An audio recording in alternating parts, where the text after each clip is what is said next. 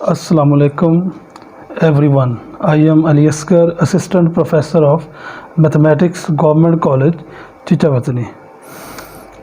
मैं आप सबको इंटरमीडिएट पार्ट सेकंड मैथमेटिक्स की क्लास में वेलकम करता हूँ। Today our topic is function.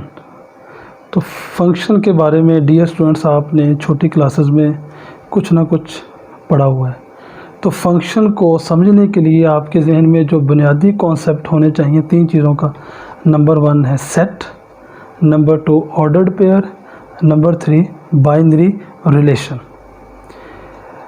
Function एक मैथमेटिक्स का बुनियादी और बहुत वसी टॉपिक है, लेकिन हमने अपनी बुक के मुताबिक सिर्फ डेफिनेशन को ही अंडरस्टैंड करने की कोशिश करनी है। तो इस टॉपिक में हमारा जो फोकस होगा वो होगा कि फ़ंक्शन क्या है और फंक्शन की टाइप्स कौन सी हैं। तो let's start our today's topic, what is function. तो फंक्शन इज़ ए रूल और a correspondence relating to sets.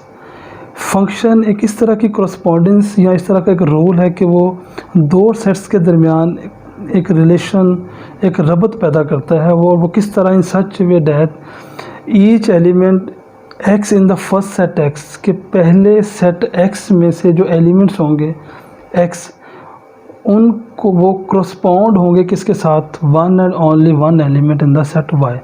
इसको समझने के लिए एक एग्जांपल इस तरह लें कि अगर हमारे पास है y इज़ इक्वल टू या y is equal to f of x और f of x is equal to x plus 1।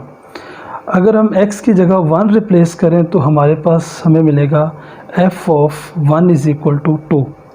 तो हमें x की वैल्यू 1 के लिए एक और सिर्फ एक ही यूनिक वैल्यू मिली है 2, that is called function. Next हमारे पास है पॉलिनोमियल फंक्शन।